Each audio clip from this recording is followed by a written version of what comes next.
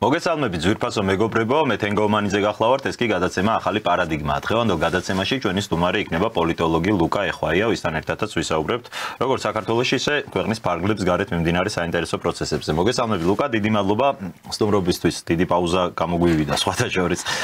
იმედი მაქვს საინტერესო ეთერი იქნება. ლუკა, შენი შეხედულებები მიმდინარე პოლიტიკურ პროცესებზე, ასე თუ ისე საზოგადოებისთვის, არის ცნობილი მაყურებლისთვის, ამდენად საინტერესო იქნება ცოტა უფრო სიღრმეებში რომ შევიდეთ. პროტესტი გრძელდება, დაძაბულობა იმატებს, ყოველდღიურად ვხედავთ სცენას, როგორ ხდება რაღაც თავდასხმები, ზოგჯერ გუში მაგალითად ჩემთვის ბევრად უფრო მნიშვნელოვანი იყო, რაც ვნახეთ დოლიძის ქუჩაზე, როცა უკვე უშუალოდ მოქალაქეებს შორის დაიწყო რაღაც დაპირისპირება. სადამდე შეიძლება ეს პროცესი გაგრძელდეს, სადამდე შეიძლება ეს ყველაფერი მივიდეს და რა დივიდენდებს ნახულობენ მხარეები ამ პროცესიდან, აი ეს ცოტა გაუგებარი არის ჩემთვის. ან მთავრობა რას იგებს ამ ყველაფრით, ან ოპოზიცია. ხო, საინტერესო პროცესები მიდის როგორც ადგილზე, ასევე საერთაშორისო დონეზე. ნუ ადგილზე რაც ხდება, ალბათ შეგვიძლია შემდეგნაირად ავხსნათ, რომ ის აგრესია, ის ფსიქოლოგიური ტერორი, რაც წლების მანძილზე ითესებოდა და ძირითადად ოპოზიციის მხრიდან, ეხლა პოულობს მეორე მხრიდან შესაბამის რეაქციას. ძალიან ცუდია ეს ტენდენცია, რა თქმა უნდა, იმიტომ რომ ისედაც საზოგადოება არის პოლარიზებული, გაყოფილი და ამას ემატება ისიც, რომ ეხლა უკვე ის ფიზიკურ დაპირისპირებაში გადადის ეს ყველაფერი. და კიდევ უფრო სევდიანია ეს ყველაფერი, როდესაც ვხედავთ ჩვენ რეგიონში, მსოფლიოში ესეთი მნიშვნელოვანი პროცესები მიდის და ამ დროს ჩვენ ჩაძირული ვართ აი ამ რუტინაში, ამ ყოველდღიურობაში, სადაც ნუ რა თქმა უნდა დიალოგი განდევნილია, ყოველდღიურობიდან შინაარსი განდევნილია და უყურებთ აი ამ აფეთქებებს, ხო, ამ აფეთქებებს, რომელიც წლების მანძილზე გროვდებოდა ეს აგრესია და ვერავინ გვთავაზობს გარკვეულ ალტერნატივას. როგორ შეიძლება ეს პრობლემა გადაიჭრას? როგორ შეიძლება ეს ესკალაცია რაღაცნაირად ნელ-ნელა უკვე გადავიდეს კონსტრუქციულ პროცესში, ხო? ამაზეა საფიქრალი და ამაზე მე ვერ ვხედავ საერთოდ დიალოგს, რომ ორივე მხარე ეძებდეს, რაში შეიძლება იყოს გამოსავალი. ნუ ერთი რამე ცხადია, რომ თუ გარკვეული რაღაცა საერთო გადაკვეთის წერტილები არ გამოიძებნა ამ ორ მხარეს შორის, ძალიან რთული იქნება თანაცხოვრება. ძალიან რთული იქნება, რომ ნებისმიერი საკითხი, რომ აი ნებისმიერი რეფორმა, ნებისმიერი გასატარებელი პროექტი, სახელმწიფო დონეზე რაღაცა სერიოზული წამოწყება, ინიციატივა გახდება ყოველთვის სერიოზული წინააღმდეგობის მსხვერპლი და გახდება პრობლემური ამ ყველაფრის გატანა, იმიტომ რომ მეორე მხარე ავტომატურად ნებისმიერ ინიციატივას შეეწინააღმდეგება და აი არანაირი კვეთის წერტილი როცა არ არსებობს, ურთულესია საერთოდ პოლიტიკური პროცესი ქონდეს კონსტრუქციული შინაარსი საქართველოში. მგონი ფიქრია დასაწყები იმაზე, რომ როგორ შეიძლება ეს პრობლემები გადაილახოს და აქ თავარი არის რამ, რომ წარმოდგენა არსებობს, რომ 20 იანვრიდან, მაშინ როდესაც ტრამპი მოვა ხელისუფლებაში, რაღაცა პრობლემები თავისთავად ავტომატურად ნელ-ნელა დაალაგდება. ეს არის, რა თქმა უნდა, საკმაოდ ოპტიმისტური მოლოდინი, მაგრამ ამ ოპტიმისტური მოლოდინის მიღმა პოლიტიკა არის ისეთი რამ, როდესაც ჩვენ უნდა ფიქრობდე ყოველთვის ალტერნატიულ სცენარებზე, ყველა სცენარზე ფიქრობდე და არა მხოლოდ ოპტიმისტურ სცენარზე გქონდეს გათვლები, არამედ იფიქრო, რომ ისე თუ არ განვითარდა მოვლენები როგორც ჩვენ ველით დაუშვათ, მაშინ რა ვშვებით. აი ეს არის ძალიან მნიშვნელოვანი, ამას ვერ ვხედავ, იმიტომ რომ ყოველთვის სამწუხაროდ აი ეს არის ყველაზე ფუნდამენტურად მნიშვნელოვანი არის ის, რომ ყოველთვის ქართველები ვეძებთ ლეგიტიმაციას გარეთ. ნებისმიერი სახეზე პოლიტიკური პარტიები, ზოგადად პოლიტიკური პროცესი ლეგიტიმაციას ეძებს გარეთ. იმის მიუხედავად, რომ ჩვენთან დაიწყო ეს სუვერენული და სუვერენისტული ტენდენციები, დღემდე აი დასავლეთი წარმოდგენილია როგორც გაყოფილი, ხო, არა ჰომოგენური სივრცე, ეს გარკვეულწილად მართალია, რა თქმა უნდა, ბევრი ინტერესთა ჯგუფი არსებობს, მაგრამ თუ ამჯერად ერთი მხარეს დასავლეთს უარი უთხარით, ეხლა ჩვენ ველით რომ დავუშვათ ტრამპის ადმინისტრაციისგან, იგივე მასკის ანტურაჟისგან და სხვადასხვა დაჯგუფებებისგან გვექნება გარკვეული ლეგიტიმაცია, რომ ჩვენ უკვე ძლიერად და თავდაჯერებულად ვიგრძნოთ თავი და ეს აღარ უნდა იყოს საჭირო. ეს არის პრობლემა. შენი ლეგიტიმაციის წყარო არის შენი ხალხი და ის რა დაკვეთას გექნება შენ ხალხისგან და არა რომელიმე გარე ძალა. არ აქვს მნიშვნელობა ეს იქნება ბაიდენის ადმინისტრაცია თუ ტრამპის ადმინისტრაცია. ორივე შემთხვევაში შეცდომაა. და ამ იმისთვის რომ შენ აღარ იყო აი ესე ზოგადად გარე ლეგიტიმაციის ძიებაში, შენ უნდა შექმნას შენი სუვერენისტული პროექტი. ჩვენ გვაქვს მხოლოდ ნარატივები დღესდღეობით, რომ აი ძალიან კარგია, რომ დამოუკიდებლები ვიქნებით და ნუ გარე ძალები აღარ გადაწყვეტენ ბევრ რაღაცას შიდა პოლიტიკაში, ხო? გეთანხმებით კარგია, მაგრამ ნარატივების მიღმა რა ხდება? როგორი უნდა იყოს ჩვენი საგარეო პოლიტიკა? როგორი უნდა იყოს ჩვენი შიდა პოლიტიკა? რას უნდა ეფუძნებოდეს? რა არის ის პრინციპები, რაზეც მეტნაკლებად საზოგადოება შეთანხმდება და რის გარშემოც გავერთიანდებით? მსგავს თემებზე დიალოგი არ მიდის და როცა დიალოგი არ მიდის, არც პოლიტიკურ დონეზე, არც ზოგადად სხვადასხვა წრეებში შეუძლებელია ესეთი რამ შექმნა. შეთანხმების დისკუსიის არ ქონა არის ალბათ საბოლოო ჯამში, მათ შორის იმის მიზეზის, იმ სიგიჟეების მიზეზი, რასაც ვხედავთ, იმიტომ რომ საზოგადოება, რომელსაც შეუძლია და აქვს იმისი უნარი, რომ განსხვავებული აზრის მიუხედავად ერთმანეთთან დისკუსიის რეჟიმში იფუნქციონიროს, ასე ვთქვათ. ალბათ დამეთანხმები, რომ ესე საზოგადოებაში არ გაჩნდება ის აზრი, რომ წამო ვიღაცა სადილში ჩაუყურთხოთ მაგალითად და კიდე სხვა მრავალი. ვულგარულ რაღაცებამდე მივდივართ, რაც უკვე აი მართლა მარაზმი არის და ამაზე დროცა უნდა დავხარჯოთ ჩვენ. სამწუხა ეს ტრაგედია რეალურად რომ ყოველდღიურად ჩვენ საზოგადოებას უწევს აი ამ ყველაფრის განხილვა და ჩვენი ენერგია, ჩვენი რესურსი ხმარდება ამ ყველაფერს. ოდესაც ჩვენ შეგვიძლია ბევრი საინტერესო რამ შევქმნათ. ეხლა პროცესი როგორ მიდის? ხო, რეგიონში ჩვენ ხედავთ, რომ 3+3-ის ფორმატი მაგალითად საკმაოდ აქტიურია. ჩვენ გარდა ყველა ჩართულია ამ დიალოგის ფორმატში, ხო? იმის მიუხედავად, რომ რუსეთთან პრობლემებია, ტერიტორიული დავა, გასაგებია ეს ყველაფერი, ყველა წინვალეთ ვიცით ეს ყველაფერი, წარმოუდგენელია, როდესაც ჩვენ რეგიონულ ფორმატში, ესე დიალოგის ფორმატში არ ერთვებით. და რატო არ ერთვებით? ხო, აღიაროთ, იმიტომ არ ერთვებით, რომ ქართულ ოცნებას ეშინია ამ ნაბიჯის გადადგმის შემთხვევაში ოპოზიციის მხრიდან და გარე აქტორების მხრიდან რა შეიძლება მოყვეს. ხო, აი გოიმები არ გამოჩნდნენ და რუსი არ დაუძახონ და აი ამ შანტაჟში, ამ ფსიქოლოგიურ და პოლიტიკურ შანტაჟში ცხოვრობ დღემდე და შესაბამისად ვერ იქნება პოზიტიური აჯენდა, დღის წესრიგი უბრალოდ ვერ იქნება.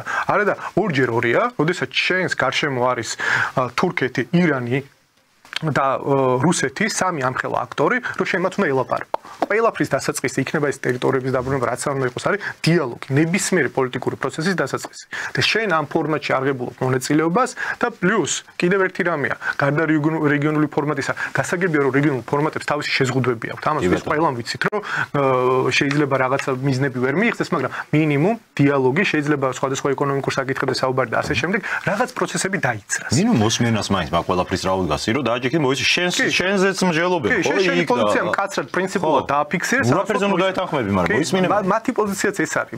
ყოველთვის ამ მესიჯით მოგვერთავენ, რომ უბრალოდ დაესწარით, ვისაუბროთ. მეტი არ არის აუცილებელი, რომ რაღაცა გარანტიები მივცეთ, შეიძლება დიალოგად არჩეთ, ვერ ვნახოთ საერთო ენა, მაგრამ ნუ არა უშუალოდ. ყოველ შემთხვევაში ამას რა უშლის. მაგრამ კიდევ ერთი პრობლემა, ბრიქსის ალიანსი, რომელზეც უკვე ბევრმა იცის და კიდევ უფრო ბევრი გაიგებს საზოგადოებაში, რაც დრო გავა, დროთა განმავლობაში.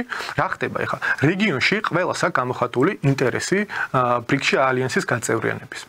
აქ მე არ ვითხოვ, რომ მაინც ინტერესი გამოთქვით ის, რომ ალიანსში გაწევრიანება გვინდა. არა, უბრალოდ შეიძლება იყოს დამკვირვებელი ქვეყანა, რომელიც მიიღებს მონაწილეობას ამ სხვადასხვა შეხვედრის ფორმატებში და ექნება წარმოდგენა, რა ხდება ზოგადად ამ სხვადასხვა სახელმწიფოებს შორის. რა ეკონომიკური პროექტები მინდა, რა ინფრასტრუქტურული პროექტები მიმდინარეობს და შეიძლება არ გაწევრიანდე და ამ გაწევრიანების გარეშე ბევრი სახელმწიფო ესწრება, ხო? ბრიქსის ალიანსის შეხვედრებს.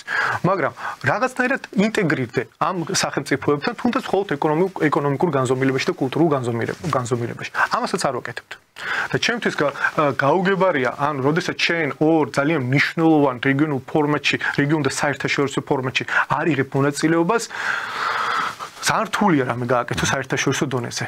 მით უმეტეს ჩვენ ხედავთ, რომ სხვა ინსტიტუტებს რა პრობლემები აქვს. გაერო ხო, სიტყვაზე გაეროში არის უამრავი პრობლემა, გაერომ ვერ მოახერხა ბოლო 10 წლების მანძილზე ვერც ერთი კონფლიქტის რეზოლუცია, ცალსახად ყველა აღიარებს, უკლებლივ ყველას, რომ ორგანიზაციას ინსტიტუციური კრიზისის წინაშე დგას და რეფორმირების გარეშე უბრალოდ ამ ორგანიზაციას მომავალი არ აქვს. თუნდაც აი ამაში რომ ჩვენი ძალიან მცირე წვლილი შევქონდეს, რომ ორგანიზაციის რეფორმირებაზე ვისაუბროთ, როგორ შეიძლება გახდეს უფრო სამართლიანი საერთაშორისო ორგანიზაცია. თუნდაც ბრიქსში იმიტომ მივიდეთ, რომ აი ბრიქსის კრიტიკა მეტწილად რაზე მოდის, ხო? ესე იგი ბრიქსში არიან გლობალური სამხრეთის ქვეყნები, ჩინეთი, ინდოეთი, რუსეთი, ეს სხვადასხვა ცივილიზაციური ქვეყნები, ეს არ არის უბრალოდ ქვეყნები, ეს არის ცივილიზაცია სახელმწიფოები, ხო? და არ არის წარმოდგენილი დასავლური ქვეყნები. და აი ამაზე მოდის კრიტიკა, რომ სადაც დასავლური ქვეყნები არ არიან წარმოდგენილი, ჩვენ რა გვინდა იქ? ჩვენ რა გვინდა, ხო? ეს დროებითია, რა თქმა უნდა, ჯერჯერობით ეს დროებითია, მაგრამ შენ შეიძლება გახდე ის ძრავი, რომელიც აამუშავებს. იმიტომ რომ ეს ალიანსი უფრო გაფართოვდება და კიდევ უფრო შეიძენს მშვიდობის პლატფორმის ფუნქციას და როლს. ანუ ჩვენი მიზანი რეალურად უნდა იყოს, რომ აი ამ პლატფორმებზე თუ გვეყოლება წარმომადგენლობა და ყველგან უნდა ვყავდეს იდეაში, ხო? რომ ყველგან დავფიქსირდეთ, როგორც რეგიონში ესეთი მშვიდობის პლატფორმა და ჰაბი და ჩვენ უნიკალურ ფუნქციაზე ვიზრუნოთ, რომ ყველგან დავაფიქსიროთ ხაზგასმით, რომ შეიძლება ჩვენ რეგიონში ბევრი პრობლემაა, ეს სამხედრო ესკალაციები გვაქვს პერიოდულობით, ხო, ყარაბაღის გარშემო, სომხეთსა და აზერბაიჯანს შორის, თურქეთის სხვადასხვა კონფლიქტებში არის პერიოდულობით ჩათრეული, აქეთ რუსეთი ომში, ბევრი რამე ხდება. ჩვენ უნდა დავაფიქსიროთ, რომ ამის მიუხედავად, რომ ძალიან რთულ რეგიონში ვცხოვრობთ, ჩვენ გთავაზობთ აი ამ მშვიდობას, ჩვენ გთავაზობთ ამას არა მარტო ნარატივების დონეზე, არამედ მზად ვართ, რომ ინსტიტუციურად ჩამოყალიბდეთ როგორც ესეთი სახელმწიფო. აი ეს რაღაცნაირად უკვე იქნებოდა ის, რომ შენი სუვერენისტული პროექტისთვის გარკვეული შინაარსი მიგეცა. იცი რა მაინტერესებს, აი რა გვინდა ჩვენ ისეთ გაერთიანებები, სადაც არ არის დასავლეთი, ეს არის არგუმენტი, ასე ვთქვათ. ბრიქსის წინააღმდეგაც, აბსოლუტურად ყველაფრის წინააღმდეგ 3+3-ზეც ეგ არის არგუმენტი, რომ დასავლეთის მონაწილეობის გარეშე არ შეიძლება რომ დავალაპარაკოთ თურმე იქ არავის. რამდენად ხედავ შენ აი ასე ტენდენციას ქართულ საზოგადოებაში, მე მგონია რომ აი წყალგამყოფი რაზე არის, რომ საზოგადოების რაღაც ნაწილი, რაღაც სეგმენტი ჩამოყალიბდა ისეთი, რომელსაც მიაჩნია რომ საქართველოს სახელმწიფო კი არ უნდა გამოხატავდეს საქართველოს ინტერესს. ის არის დასავლეთის ინტერესის გამოხატვა. აი ბრიქსი იმიტომ კი არ მოგწონს, რომ რაღაც ჩინეთი, რუსეთი, ინდოეთი არიან და იქ შეიძლება ჩვენ დასავლეთი რა. არა, უბრალოდ დასავლეთის საწინააღმდეგო პროექტია და ჩვენ იმიტომ არ უნდა მივიღოთ მონაწილეობა, რომ ეს დასავლეთს დააზიანებს, თორე ნუ რაღაც ფორმით დააზიანებს, თორე ჩვენ რას მივიღებთ აქედან ეს მეორე მესამე ხარისხოვანი. აი ამ ტენდენციებს თუ ხედავ ქართულ საზოგადოებაში? რა თქმა უნდა, საერთოდ ეს გლობალური ტენდენცია მსგავსი რაღაც, რომ ერთ მხარეს არის საღიაზრი, მეორე მხარეს არის აი ეს რაღაცა იდეოლოგიური აბერაციები და იდეოლოგიური მირაჟები და ბოდვები და ჩვენც ამის ნაწილი ვართ. საქართველოში რაც ხდება, ეს გლობალურ დონეზეც არის, ხო, მარტო ჩვენი ლოკალური პრობლემა არ არის. ყველა აი ამ თელ რიგს აკითხებს, უყურებთ იდეოლოგიზირებული პრიზმიდან.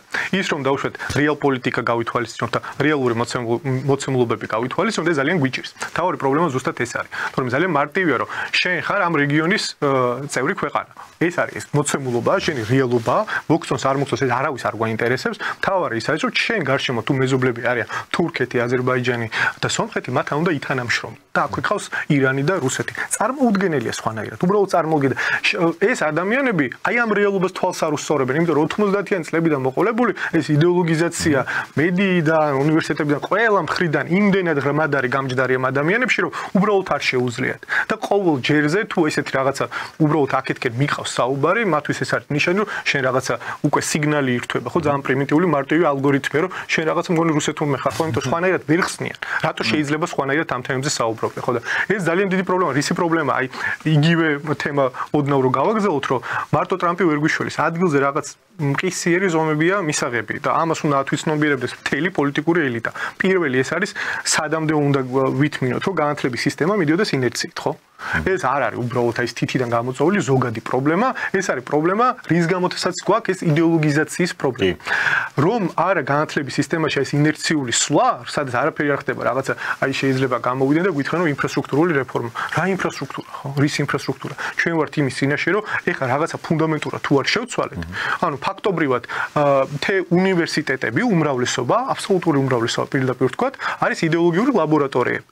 და ამ თუ შენ ამას არ შეცვლი, შენ როგორ შეიძლება საერთოდ მომავალ სახელმწიფოს მომავალზე ფიქრობდე? განათლების სამინისტროს ფუნქცია გახდა მარტო ის, რომ აი კომპიუტერი უყიდოს სკოლას და რა შეიძლება გაარემონტოს. მეტი არაფერს არ. აი სტერილური რომ მთლიანად მოდი ჩვენ არ ვერევით, იმიტომ რომ ამის აღება ალბათ ეს საკმაოდ დიდი პოლიტიკური პასუხისმგებლობაა და დიდი გამბედაობა უნდა, იმიტომ რომ შენ როდესაც იწყებ მართლა ჩამოყალიბებული განათლების სისტემის შექმნას, იქ უნდა განისაზღვროს როგორც პრინციპები, ასევე კონცეპტუალური ბაზისი, უნდა შეთანხმდეს ყველა და ანუ საკმაოდ რთული პროცესია და შემდეგ უკვე ძალიან დიდ წინააღმდეგობას წააწყდები მთელ რიგ უნივერსიტეტებში და ეს არავის არ უნდა.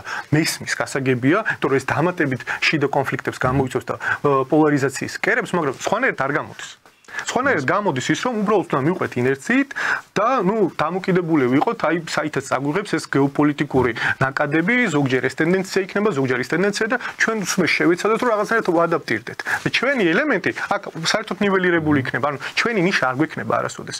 და ჩვენი ნიში შექმნა, ანუ ჩვენთვის წარმოუდგენელია თუ შენ განათლებული, თან ეხა განათლების სისტემის ფუნქცია არ არის მხოლოდ ცოდნის მიცემა. ორი მთავარი ფუნქცია ცოდნა და პირველი იმ სამყაროში, სადაც გადის მე ეს ადამიანი, ხო, იყოს კონკურენტული ადამიანი.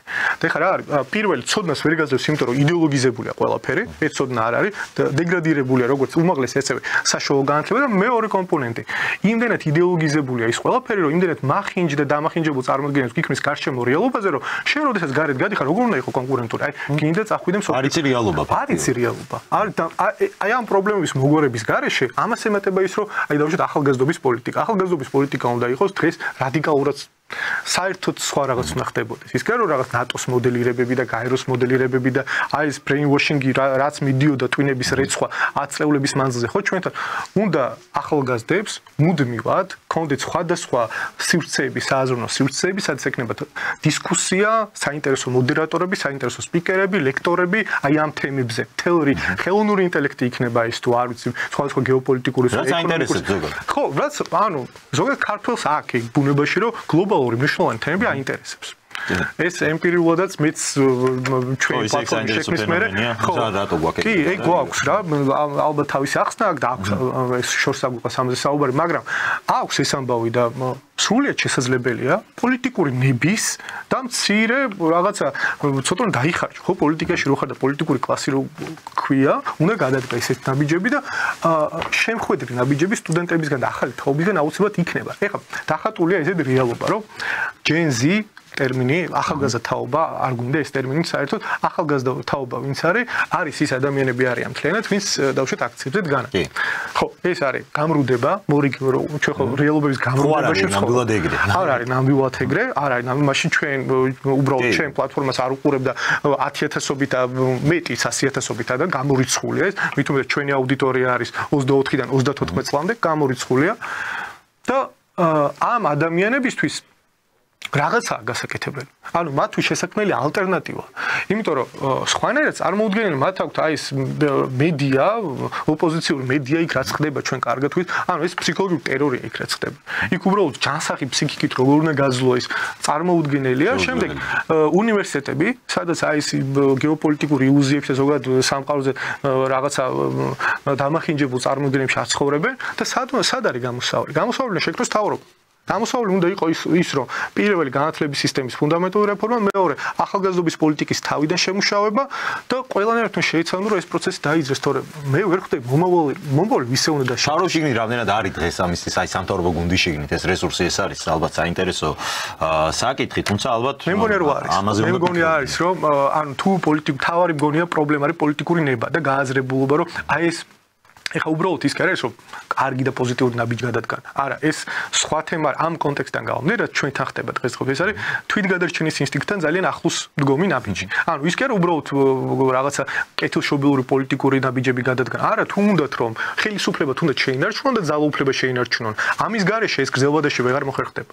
მithumetes ხო, არანაკლები პრობლემები იქნება თვითმმართველობის არჩევნებზე, კიდევ უფრო სერიოზული პრობლემები იქნება შემდეგ საპარლამენტო არჩევნებზე. თვითმმართველობის არჩევნები სერიოზული გამოსა იქნება ამ ხელისუფლებისთვის, იმიტომ რომ განსაკუთრებით ამ არჩევნების შედეგებით მსხვილ ქალაქებში სერიოზული პრობლემები აქვს და ახლა 3-4 მსხვილი ქალაქი თუ წააგო და რაღაცა ქუთაისი და ბათუმის მერია დაუშვათ ოპოზიციური ძალები დაკომპლექტდა, ეგ დიდი პრობლემა იქნება. ეგ რა თბილისში სერიოზული პრობლემა იქნება. აბსოლუტურად გეთანხმები და იცი რა რაღაცნაირად იმის იმედად ვარ თქმა რომ აი რაღაცა ჩვენთან კონსერვატული იდეოლოგია გაძლიერდა, აი ეს კონსერვატული ტრადიციული ღირებულებები გაძლიერდა, წინა პლანზე წამოვიდა, პოლიტიკაშიც გამოჩნდა, აი ქართულ ოცნებამაც აიტაცა ბოლოცლებია, მაგრამ თავარი გვაუწყდება ამ შემთხვევაში რომ ეს კონსერვატორული ღირებულები ჯერ აქ კონტექსტში გაჩნდა. ეს არის როგორ შეიძლება აიხსნას ხო?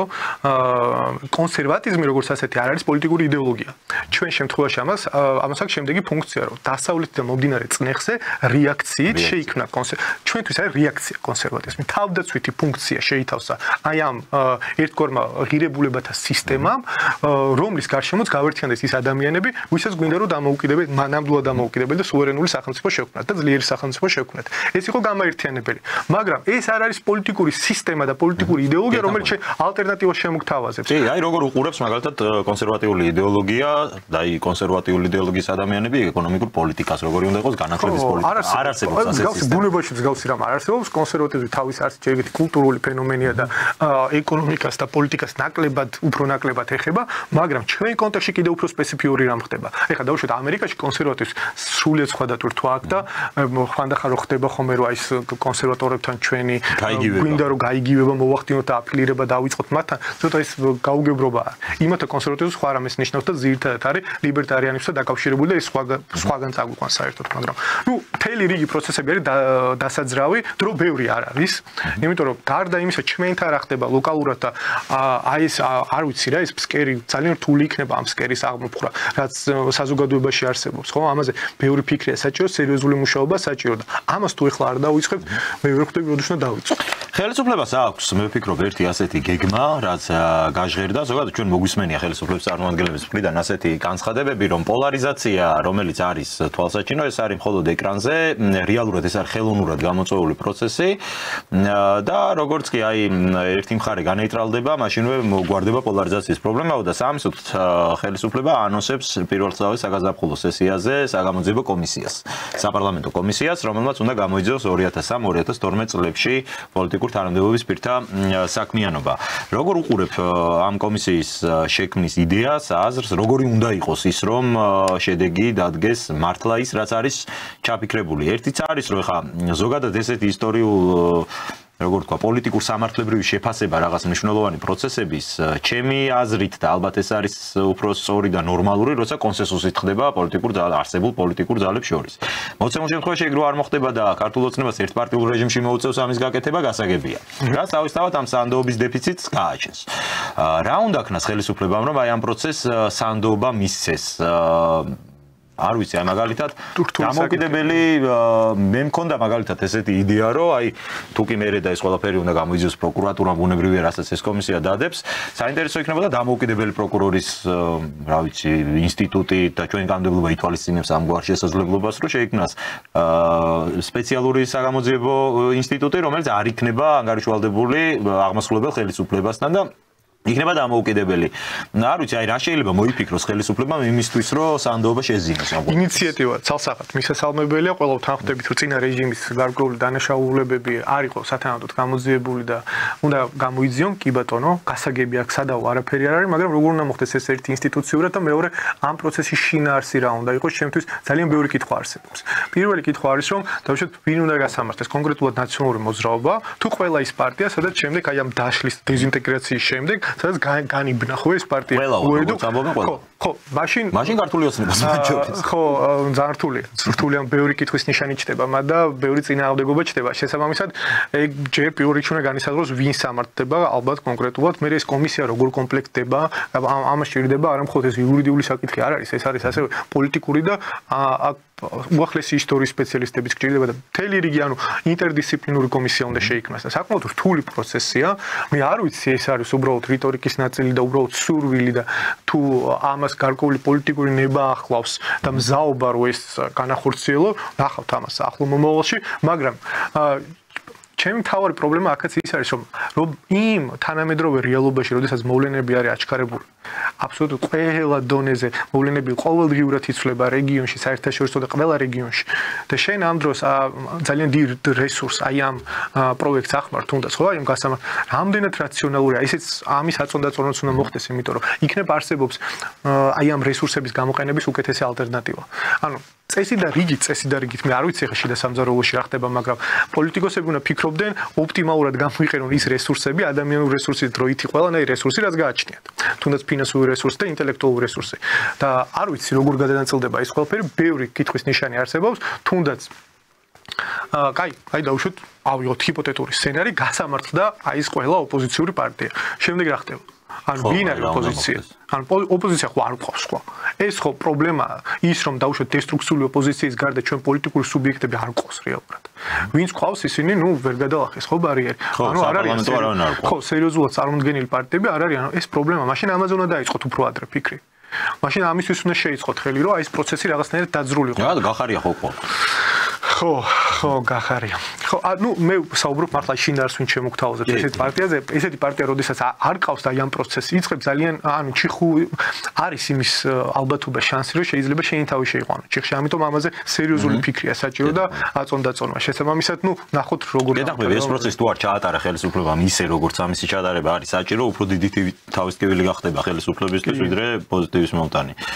საინტერესო არის ის საკითხი, რომ როგორც ქართული ოპოზიცია, თუ ოპოზიცია წოდებული პოლიტიკური ჯგუფები, ისე გარედან გარე სპიკერები მუდმივად აკეთებენ აქცენტს და მცდელობა აქვს საქართველოს წარმოაჩენონ ყოველ შემთხვევაში იზოლაციაში. რომ საქართველოს ხელისუფლება კონკრეტულად უნდა მოექცეს საერთაშორისო დასავლეთის მხრიდან იზოლაციაში. გასაგებია რომ ამას ახლა ჯო უილსონის და როთის განცხადებები არ ყოფნის, მაგრამ რამდენად რეალურია ეგ სცენარი, რომ მართლაც ჩვენ რაღაც აი ამ იზოლაციის პრობლემის წინაშე დადგება ხელისუფლება. ხო, ნამდვილად არ ვიცით ეს პროცესი როგორ განვითარდება, რა მოხდება. არავინ არ იცის იმ მარტივი მიზეზიდან გამომდინარე, რომ არავინ არ იცის ტრამპის საგარეო პოლიტიკა რას დაეფუძნება. სრული ბუნდოვანება საერთაშორისო პოლიტიკაში. ბევრი ვერსიები არსებობს, არაფერი ცხადი არ არის. ამ მოცემულობით არაფერი ცხადი არ არის. წარმოუდგენელია იმის თქმა, შეუძლებელია უბრალოდ რომ ტრამპის ადმინისტრაციის მოსვლის შედეგად დავუშვათ ქართულ ოცნებაზე ზეწოლა გაგრძელდება, შეჩერდება, საერთოდ რადარზე არ გამოჩნდებით, ძალიან რთულია ამ ყველაფრის თქმა. აი ეს ყველაფერი რთული რო არ იყოს, ამისთვის უნდა გადადგმულიყო შემდეგი ნაბიჯი. უნდა ყოფილიყო გარკვეული ჯგუფი პოლიტიკურ კლასში, რომელიც დაიწყებდა მანამ სანამ ტრამპი ხელისუფლებას გადაიბარებს ამ ჯგუფებთან კოორდინაციას და კომუნიკაციას. ამის მცდელობა არ ვიცი, ჩემამდე საალჩომაინს ხო ყავს. ჩემამდე არ ყოფილა ესეთი ინფორმაცია. აქ მარტო ოფიციალურ დიპლომატიაზე არ მაქვს საუბარი. აქ საუბარი მაქვს თუნდაც სახალხო დიპლომატიაზე და არა ოფიციალური კულუარული საუბრები, რომელიც რაც აუცილებელი იყო. არ ვიცი ეს მოხდა თუ რა, არ ჩანს არაფერი საიმისოდ რომ ვიფიქროთ რომ ეს პროცესები დაძრულია, რაღაცნაირად ეს გამოგონილი იმედების რაღაც იმედად ვართ, ხო, მაგრამ თავი პრობლემა არის ეს რომ ჩვენ არ გვაქვს არანაირი ინფორმაცია და უშუალოდ რა გადაწყვეტილებას მიიღებს ტრამპი. ტრამპი დგას ძალიან დიდი და გამოწვევების და რთული სიტუაციის წინაშე. მის გარშემო არის ური მთავარი პროცესი ვითარდება და ნელ-ნელა გადავიდეთ მგონი ჯობს საერთაშორისო ჩვენაც მიყვარს ეგ თემებზე გადავიდეთ. ზუსტად რომ ნელ-ნელა გადავიდეთ ტრამპის თემებზე რას აპირებს ტრამპი ძალიან ეპატაჟურად დაიწყო ყველაფერი. კი, ძალიან საინტერესო ტრამპი. იმპერია გამოაცხადა საბოლოოდ. ოღონდ ძველი ყაიდის ეს ძველი სკოლის სადარი იმპერია გამოაცხადა. ხო, მოდი გავიხილოთ. ორი მთავარი პროცესი მიდის ეხლა ტრამპის ადმინისტრაციის ამ გუნდის გარშემო, ხო, უკვე. პირველი ყველა ცდილობს რომ ტრამპი ჩაითრიოს თავის რეგიონში, რაც შეიძლება მეტად, რაც შეიძლება როგორ ვთქვათ, ინვესტირებული გახადოს თავის რეგიონში. დავუშვათ, უკრაინის მთელი რიგი ნაბიჯები, რაც ბოლო კვირების თვეების მანძილზე გადაიდგა, სწორედ აქეთკენ არის მიმართული. უკრაინა ცდილობს, რომ ტრამპი იყოს უკრაინის თემით და ომით დაინტერესებული. და ამისთვის ყველაფერს ყველა ნაბიჯს ამისთვის გამოიყენებს მთელი რიგი მეთოდები. ერთი იყო ის, რომ დავუშვათ, კიდე კურსკში წადეს შეტევის განხორციელება, რაც ერთ დღეში წარუმატებელი გამოდგა, ასევე მედიაში დაიწყეს სხვაგვარი პოლიტიკა, დავუშვათ, გავიხსენოთ ლექს ფრიდმანის ინტერვიუ ზელენსკის არა შემთხვევითი არ არის ეს ტაიმინგი და დრო რომ ეხლა მოხდა არანაირად შემთხვევითი არ არის ზუსტად ეს ინტერვიუ უნდა წავიკითხოთ იმ კონტექსტში რომ ეხლა ზელენსკი საჭიროებს რომ კიდევ ერთხელ გამოჩნდეს რომ აი ეს სოფლიოს ეპიცენტრი არის უკრაინა და რუსეთ-უკრაინის ომი. ამისთვის ძალიან ბევრი რესურსი იხარჯება, იმიტომ რომ აშკარად ხედავს უკრაინა და არა მხოლოდ უკრაინა, ვინც დაინტერესებული ამ ომის განხანგრძლივებით, რომ ტრამპს სხვა პრიორიტეტები აქვს. გარდა უკრაინისა, ვინც იგივე ტაქტიკას ატარებს, ეს არის ახლო აღმოსავლეთი. ნეთანიაჰუ ყველანაირად ცდილობს, რომ ტრამპი იყოს ინვესტირებული რეგიონში. და როდესაც ხელისუფლებაში მოვა, აი ამ კონფლიქტიდან უბრალოდ ვერ გაიქცეს, ხო? ამისთვის ძალიან ბევრი რამე გაკეთდა, თუნდაც სირიაში რაც მოხდა, შეიძლება შემდეგ უკვე შევეხოთ დეტალურად, უფრო სიღრმისეულად, ამ ყველაფრის ნაწილი და რატო აკეთებენ ამ ყველაფერს? საიდან ეს შიში, რომ ტრამპი შეიძლება განუდგეს უკრაინასაც და ნეთანიაჰუსაც? ამ შიშს აქვს თავისი დაფუძნება. და ძალიან საინტერესო. შემთხვევითი არ არის, რომ ეს ბოლო ორი კვირა ტრამპისგან გვესმის შემდეგი აგრესიული რიტორიკა, როგორც პანამის არხზე, ასევე გვესმის მექსიკაზე, გვესმის გრენლანდიაზე და გვესმის კანადის გარშემო. რატო? ამ ყველაფერს აერთიანებს, აი ეს 4 პოლიტიკური ერთეული ჯდება რეალურად ერთ კონტექსტში. ეს არის ტრამპის შიში ჩინეთის ზარდი გავლენების და ინსტინქტური სვლა, რომ ეს გავლენები ჯერ კონცეპტუალურად შეიძლება ჩამოყალიბებული არ იყოს და გააზრებოდა გეოპოლიტიკურად, მაგრამ ტრამპი ხვდება, რომ ჩინეთის გავლენები დასავლეთ ნახევარსფეროში საგრძნობლად გაზრდილია. ეს არის მისთვის მთავარი პრიორიტეტი და აქედან გამომდინარე ტრამპმა გადაწყვიტა ძალიან მარტივი რამ. 2 საუკუნის წინ მიღებული კონცეფციის დოქტრინის, მონროს დოქტრინის გააქტიურება. რაც გულისხმობს რას, რომ ამერიკა კვლავ უნდა იყოს დასავლეთ ჰემისფეროში ჰეგემონური სახელმწიფო და მთლიანად ინვესტირება უნდა მოახერხოს, უნდა შეძლოს იმგვარად, რომ ჩრდილოეთ და სამხრეთ ამერიკიდან მაქსიმალურად განდევნილი იყოს სხვა ძალები და მათი როგორც ეკონომიკური ინტერესები, ასევე სამხედრო ჰეგემონია დასავლეთ ნახევარსფეროში. ხო, ეს არის მთავარი პრიორიტეტი. რატომ? დამარტივი ამის ახსნა, შენ თუ შენ რეგიონში არ ხარ ჰეგემონური ძალა, შენ ჰეგემონიას და ამ პროექტს ვეღარ განავრცობ დანარჩენ სოფლიოზე. შესაბამისად ტრამპი ხვდება, რომ პირველ რიგში კონსოლიდაცია ძალების გამყარება უნდა მოხდეს ჯერჯერობით დასავლეთ ნახევარსფეროში და ამის შემდეგ საუბარი უკვე შეიძლება დაიწყოს სხვადასხვა რეგიონებზე. ზუსტად ამის ნაწილია გრენლანდიას. გრენლანდია ხა რა კონტექსტში ხო? ყველა ხედავს და ამაზე ჩვენ სხვათა შორის სანამ საერთოდ გრენლანდიის თემა საქართველოში გამოჩნდებოდა ვინმე გაიგებდა ამ ყოველ წელიწადი ნახევრის წინ სადღაც ვამზადებდით ვიდეოებს ამ თემაზე და ძალიან მარტივ რაღაც რეალობას ხსნიდით რომ ის რასაც დაუშვათ უკრაინის ომის მიღმა რუსეთი აკეთებს არქტიკაში ეს ჩვენ ყურადღების მიღმა არ უნდა დარჩეს იმიტომ რომ ეს გრენლანდიას არის არქტიკის განხილება გრენლანდიის მიმართ ინტერესი არის ერთადერთი განზომილებაში გამართლებული ეს არის არქტიკის ნაწილი რუსეთი იწყებს დაწყებული აქვს კარგი ხანია მასობრივი შეიარაღება სამხედრო ბაზების გახსნა სარაკეტო სისტემების განთავსება მასშტაბურ წვნებს ატარებს და სერიოზული ძროები მიდის არქტიკაში. ამას აქ კიდე თავისი ახსნა რატომ? იმიტომ რომ ორი მთავარი მიზეზი არსებობს, ეს ყინულის მასა რო თნება, ამ შემთხვევაში თავისუფლდება უკვე მთელი რიგი ბუნებრივი რესურსები, აქ საუბარი როგორც ბუნებრივ აირზე ასევე ნავთობზე, მაგრამ ასევე საუბარია კრიტიკულ მინერალებზე. რაც ფუნდამენტურად მნიშვნელოვანი გახდა მაშინ, როდესაც თანამედროვე მსოფლიო დგას განახლებად ენერგიებზე, ელექტრომობილებზე და ასე შემდეგ. ანუ გრენლანდიის ფასი განუზომლად გაზრდილია. განუზომლად გაზრდილია იმ გაგებით, რომ გრენლანდია საერთოდ ცივი ომის დროსაც ეს ფუნქცია ჰქონდა, რომ საბჭოთა საფრთხე შეეჩერებინა და მაშინ 4 მთავარი ამერიკული ბაზა იყო განლაგებული გრენლანდიაზე. ერთი აქტიური სამხედრო ბაზა აქ დარჩენილი, მაგრამ მაშინ იყო 4 მოზრდილი და ახლობებით 20-მდე ასევე პატარა ბაზები განლაგებული, მთლიანად ათვისებული იყო ის ტერიტორია, სადაც ზოგადად ცხოვრება არსებობს ამ კუნძულზე გრენლანდიაზე, ხო, ესეთი არის დაახლოებით 10% ხო, კუნძულზე. შესაბამისად, ტრამპი რასაც ცდილობს, ახლა ეს პირველ რიგში არის, რომ რუსეთი ცდილობს შემოაღწიოს ბუნებრივია დასავლეთ ნახევარსფეროში თუნდაც ისეთი რეჟიმების დახმარებით როგორც არის ვენესუელა, კუბა, ბოლივია და ცდილობს არქტიკაში პოზიციების გაძლიერებას.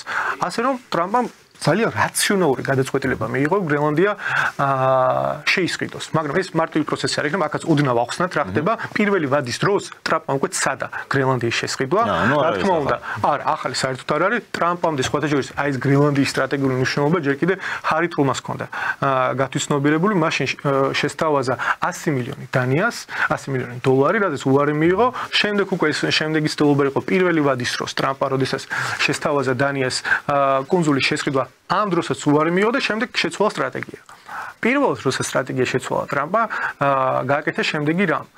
გრენლანდიის დედაქალაქ ნუკში გახსნა ამერიკის საკონსულო. ეს დიდი ნაბიჯი იყო, ჩვენ შეიძლება არაფერს არ ნიშნავდეს, მაგრამ ზოგადად რო ვიცოდეთ გრენლანდიაში არის 56000 მაცხოვრებელი და ნუკი არის ერთი დიდი ქალაქი, სულ ორი დიდი ქალაქია და აი აქ როდესაც შენ საკონსულოს ხსნი, ეს არის იმის სიმბოლური მანიფესტაცია, რომ შენ აქ ძალიან სერიოზული პოლიტიკური ინტერესები გაქვს. და აირჩია დიპლომატიური გზა. მაგრამ პირველი ვადის დასრულების დროს მიხვდა, რომ ეს დიპლომატიური მეთოდი არ მუშაობს. შესაბამისად, ეს არის მეორეჯერ უკვე სტრატეგიის გადახედვა და ახლა აქვს კიდევ უფრო ორიგინალური სტრატეგია შემუშავებული. ანუ ჩვენ ხედავთ მარტო რიტორიკას, რასაც ტრამპი ამბობს დაუშვათ ტელევიზიით, მაგრამ ამის გარდა ხდება ძალიან საინტერესო რამ.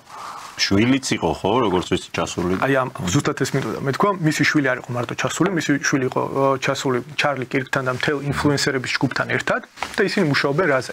რომ მოამზადონ ნიადაგი ორ ეტაპიანი, ზუსტად დამოუკიდებლობა მე შეუერთდეს. ზუსტად, გეგმა არის ძალიან მარტივი რა. პირველ რიგში, ისედაც არსებობს უკვე მოთხოვნა ძალიან დიდი ხანია გრენლანდიაში, რომ დამოუკიდებლობა გამოაცხადონ დანიისგან. ტრამპი ეხმარება, რომ ამ პროექტში რაც შეიძლება მეტად ინვესტირება მოახერხოს და ასევე სამოქალაქო საზოგადოება დაირაზმოს ამ იდეის გარშემო და ამაში ძალიან სერიოზული ხალხი არიან ჩართული. ეს არის პირველი ეტაპი და თუ რეფერენდუმმა წარმატებით ჩაირა და წარმატებით ჩაივლის ამის გარანტია აქვს, ამის შემდეგ უკვე არა ის რომ ტრამპს დაჭირდეს რაღაცა სამხედრო ზალის გამოყენება ან ეკონომიკური სანქციები, არა, პირიქით ხოვენ იმას, რომ 51 შტატად გამოცხადდეს გრენლანდია. ანუ რეალურად თავის აი ამ სვლებით და საინტერესო სვლებით შეიძლება აი სცენარი სულად რეალისტური გახდეს შემდეგი რამდენიმე წლის დანიას ამ დროს არ იქნება ბერკეტი რაიმე მოიმოქმედოს. დანიას დიდი ხანია გრენლანდიაზე ბერკეტები არა, გარდა ერთისა, რომ წლიურად გრენლანდიის ბიუჯეტი 500 მილიონით ივსება დანიისგან და ამის ალტერნატივა ხა ამერიკა შეუძლია დააკომპენსიროს გადასარევად და გრენლანდიაზე პირველი ვადის დროს ტრამპს ჰქონდა ძალიან სერიოზული პრობლემები. პირველად გამოჩნდნენ ჩინური კორპორაციები, რომლებიც აი ეს კრიტიკული მინერალებით იყვნენ დაინტერესებული. და ჩინეთს როცა შემოდის, არ შემოდის უბრალოდ რესურსების გატანის მიზნით, როგორც ეს ტრადიციული იმპერიები, შემოდის შემდეგი რამის, რომ მე შენ შეგიქმნი წარმოებას, მე შენ შეგიქმნი ინფრასტრუქტურას და ამის შემდეგ მე რაღაცა წვლილი უნდა შენც უნდა მოვიცე რაღაცა, მეც ვისარგებ, შენც ის ხიხეირე. და ჩინეთმა ესეთი შეთავაზება გაუკეთა გრენლანდიას, რომ აგიშენებ აეროპორტს, მეორე აეროპორტს, რომელიც იქნება სიდიდით უკვე პირველი აეროპორტი და გაგიხსნი აი ამ გადამამუშავებელი სხვადასხვა კრიტიკული მინერალების გადამუშავებულ საწარმოებს. ამ ეს ინიციატივა, რაც ჰქონდა ჩინეთს, მთლიანად დაიბლოკა ტრამპის ადმინისტრაციის მიერ. ტრამპის ადმინისტრაციამ ინვესტირება მოახდინა როგორც აეროპორტში, ასევე ამ საწარმოებში. ანუ იმ მომენტში ტრამპმა შეძლო ჩინეთის შეკავება გრენლანდიაში. მაგრამ ამას რამდენი ხანი მოახერხებს იმ შემთხვევაში თუ არ შემოიერთა, ეს ძალიან რთული სათქმელია, იმიტომ რომ გასაგებია რომ აქ უკვე კაპიტალზეც მიდის საუბარი და არ არის მარტივი კონკურენცია. პანამაში რა ინტერესი აქვს? აი გადავიდეთ პანამაზე, ძალიან გავგრძელდა. კი ბატონო, პანამა თითქმის 1 საუკუნის მანძილზე ისედაც იყო ამერიკის საკუთრება. ამერიკის საკუთრება იყო პროექტის ზოგადად პანამის არქი რო არსებობს ეს კარტერმა დაუბრუნა. კი, ჯიმი კარტერმა დაუბრუნა 77-ში, ხო, კი ბატონო, და ჯიმი კარტერს ცოტა ისე მოიხსენებია ხოლმე კრიტიკულს, მაგრამ მე არ მგონია სუსტი ზოგადად განიხილვა როგორც სუსტ პოლიტიკოსი, იმიტომ რომ მშვიდობის ხაზის გატარება შეეცადა და მე ის სუსტი არ მგონია.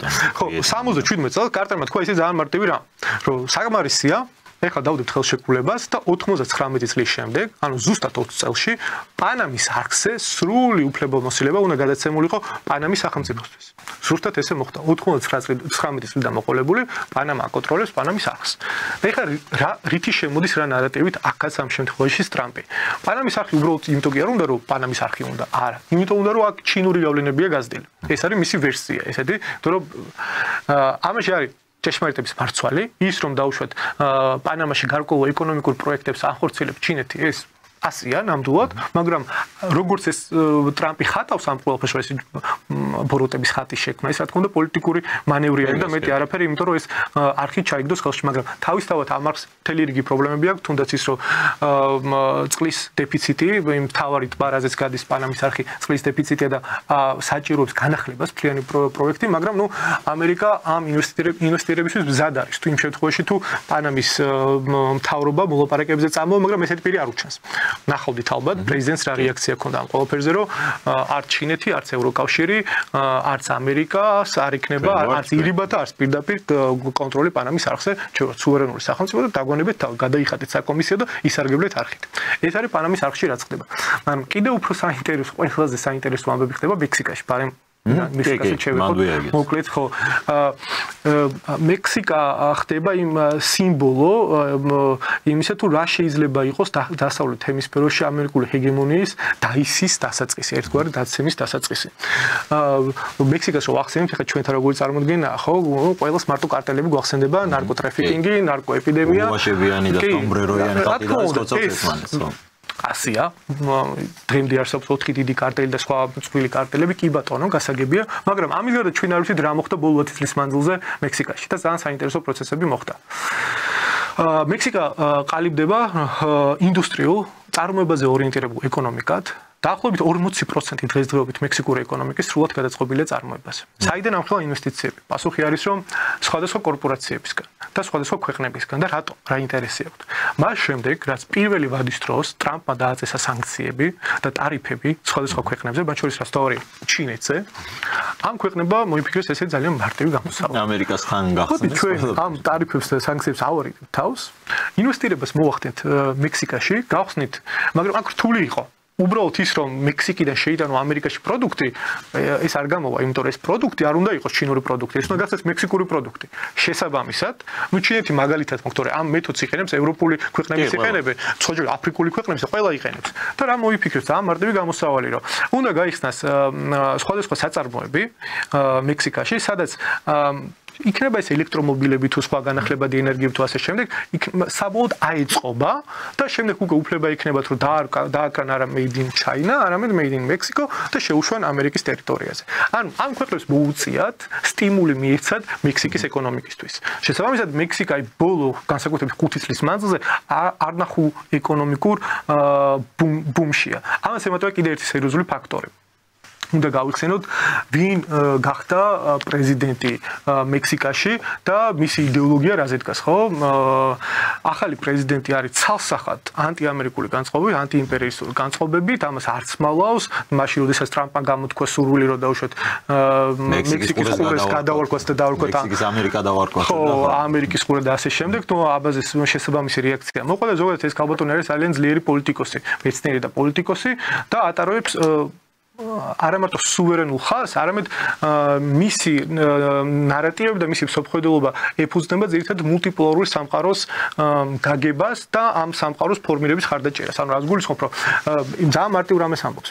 ჩვენ ვითანამშრომლობთ ჩინეთთანაც, ვითანამშრომლობთ სხვა ლათინურ ქვეყნებთანაც, ევროპულ ქვეყნებთანაც, არ გვაქვს ჩვენ შეზღუდვები, ჩვენ თავს ესე არ დაუწესებთ და ამ ეს ნარატივი და ზოგადად ეს პოლიტიკური სისტემა უკვე ამერიკისთვის საფრთხეს წარმოადგენს. რა გაგებით? აქამდე თუ იყო მექსიკა ორი კომპონენტისგან შემდგარი პოლიტიკური სისტემა, ერთი კომპონენტი იყო ის, რომ ნარკოკარტელები იბრძოდნენ, შიდა სქიზმები ჰქონდათ, ხო, კარტელებს შორის, მეორე კომპონენტი იყო, რომ კარტელები იბრძოდნენ თავრობის წინააღმდეგ, ეს რეალობა ეხა შედარებით დაკონსერვდა და გაჩნდა სრულიად ახალი განზომილება. გარე აქტორები გამოჩნდნენ და გარე აქტორების გამოჩენა მით უმეტეს სხვადასხვა მეგა პროექტებით და მთელი რიგი ეკონომიკური პროექტები ხორციელდება, ხო?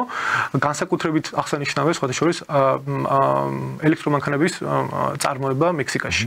ყოველწლიურად დაახლოებით უკვე 7 მილიონის ნამდვილად არ ვიცოდი ეს სიახლეები. კი, წარმოებას ახერხებენ 7 მილიონი არ არის ესეთი მცირე რიცხვი, საკმაოდ სოლიდური რიცხვია მექსიკისნაირი ქვეყნისთვის და ეს ყველაფერი როდესაც ხდება, შენ ფაქტობრივად კონტროლს კარგავ ქვეყანაზე, ანუ შენ უკანა ეზოზე, რომელიც იყო, ანუ ამერიკას რა პოლიტიკა ქონდა, ხო, მექსიკაში მართოდი ქაოსის მიდგომა ქონდა, მოდი დიდი კარტელები იყოს, ამას მე არ დავაკუცმაცებ. თვითონაც ნახულობენ მოგებას ეს არ არის მხოლოდ, ხო, ის რომ კარტელები ნახულობის მოგებას, იარაღის გაყიდვა სამხრეთის შტატები იარაღს ყიდიან მექსიკაში. დიდი წარმატებულობით. შემდეგ აქედან იარაღი გადადის ლათინურ ამერიკის სხვადასხვა ქვეყნებში, სადაც გადატრიალები მზადდება, სამხედრო დაპირისპირებები და ასე შემდეგ. ანუ ეს არის ძალიან კომპლექსური თემა. ტრამპის გუნდი, მე არ ვამბობ, რომ შეიძლება ტრამპი ამ ყველაფერზე დეტალებში არ ხედავდეს, მაგრამ მას აქვს საკმაოდ კარგი ინტუიცია, ყავს საკმაოდ ძლიერი გუნდი შემოკრებილი და მათ იციან რა უნდა იყოს პრიორიტეტი და პრიორიტეტი უნდა იყოს ის, რომ პირველ რიგში მოხდეს დასავლეთ ჰემისფეროში კონსოლიდაცია და ძალების გამყარება და ეს ყველაფერი ჯდება რა კონტექსტში, ჩინეთთან დაპირისპირების კონტექსტში. ხო და აი ამ შემთხვევაში სად არის ევროპის ადგილი, სად არის თუნდაც ჩვენი ადგილი ძალიან რთულია გამოთვალო, იმიტომ რომ ძალიან ბევრი საფიქრალი აქვს და ძალიან ბევრი პრობლემაა. მაგრამ კანადასაც მინდა შევეხოთ, აი რა ბედიელის კანადას ამ ხრივ ყველაზე უფრო ეპატაჟური იყო ალბათ ტრამპის განცხადებები. კანადა არის დიდ მეორე ქვეყანა სამყაროში. და აცხადებს, რომ ეგ გახდება ჩემი 51 შტატიო. და ძალიან აგდებულად, იქ ტრუდოსთან დამოკიდებულებები, მას შემდეგ გუბერნატორებს რო ეძახის იქ პრემიერებს და რა, კანადის მიმართ ხარ აინტერესი უნდა კონდეს ამერიკას ეს ისედაც გასაგებია, მაგრამ რამდენად არის ეგ იდეა პერსპექტიული? ხო, ერთადერთი რაც რეალისტური არ არის, ამ გრენლანდიაზე სრულიად რეალისტური სცენარი შეიძლება განვითარდეს და მართლა შეუერთდეს ამერიკას, არ არის გამორიცხული. პანამის არხზეც ქმედითი ნაბიჯების გადადგმა და გარკვეული კომპრომისული ვარიანტის მოძებ არ არის გამორიცხული. მექსიკაში სხვათა შორის მექსიკაში ეს ყველაფერი ბარემ ორი სიტყვა დავამატოთ, ეს ყველაფერი იმიტომ ვილაპარაკეთ, რომ ნეოკონები ძალიან აქტიურად ბოლო 5 წლის მანძილზე ნერგავენ ერთ იდეას. რომ მიიღონ კონგრესში ისეთი დადგენილება, რომელიც კარტელებს გამოცხადებენ ტერორისტულ ორგანიზაციებად. ამერიკის კანონმდებლობის მიხედვით, იმ შემთხვევაში, თუ კარტელები გამოცხადა ტერორისტულ ორგანიზაციებად, ამერიკას აქვს სრული ლეგიტიმაცია ეგრეთ წოდებული სპეციალური სამხედრო ოპერაცია ჩაატაროს მექსიკაში. აქამდე ეს ყველაფერი იყო ლოკალური და შეზღუდული, რადგან უფლება არ აქვს, სუვერენულ ქვეყანაში შედიხარ ეხლა. მაგრამ ეს ხო ის არგუმენტია, რასაც მაგალითად რუსეთი იყენებს და მაგის გამო ვაგინებთ ხო მთელ სამყარო რუსეთს ამათიგად. რა პრობლემა? არ აქვს მაგაზე პრობლემა, მაგრამ ნეოკონები ამისთვის უბრალოდ ამის გამო რომ წლებიან იადაგს ამზადებენ და რამდენიმე დღის წინ ხელახლა მოხდა ლინსი გრეჰემის მიერ მსგავს ინიციატივის არა მხოლოდ გამოხატვა, არამედ უკვე ცდილობენ რომ რაღაცა ინტერეს ლობისტური ჯგუფები შეიქმნა და ეს იდეა გაიტანონ.